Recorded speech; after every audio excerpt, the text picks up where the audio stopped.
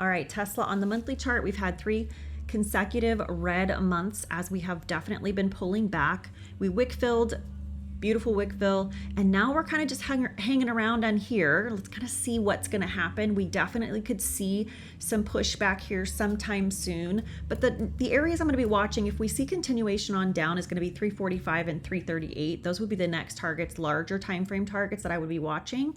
If we do pull all the way back to this trend line, we could see as low as 284. That would be wild.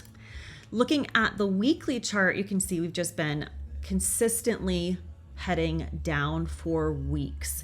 We did finally break out of that range that we've been holding forever and pushed lower this last week. But what I'm looking at right here is this next chop range. So we just finally got out of this mess, and look what's below us. So I'm going to be watching for a bounce, hopefully around 340. If we don't bounce at 340, we can get stuck in this chop for a little bit. As you can see, we stayed in here for several weeks, just moving sideways. So looking at the daily chart, again, we can't just head straight down, right? We're going to get some more movement to the upside along the way. So if you look at this one, we drop, we get a pullback, we drop, pullback. So this is kind of how we move. So we've got a big, beautiful drop. We have a gap fill right here now that's open. So what I'm going to be watching to see if we can get a bounce through here, just a relief bounce with a little bit of a pullback.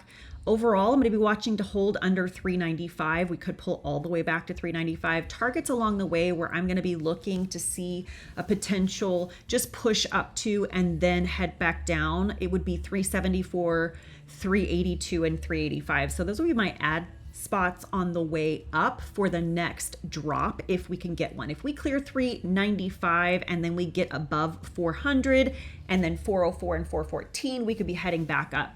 But as long as we're holding under 395, these would be areas that I would be looking to grab puts for the next push lower. Now, the push lower targets that I'm going to be looking at on the way down is going to be 368, 365, 362, 358, and 355. That's going to be these areas right through here that I can see targets we would hit, take profit areas, and potentially set up for some sort of a relief bounce yet again. So you have targets on the way up and you have targets on the way down with Tesla. Tesla can be tricky, so if you don't day trade Tesla, I would recommend that you trade it in paper first.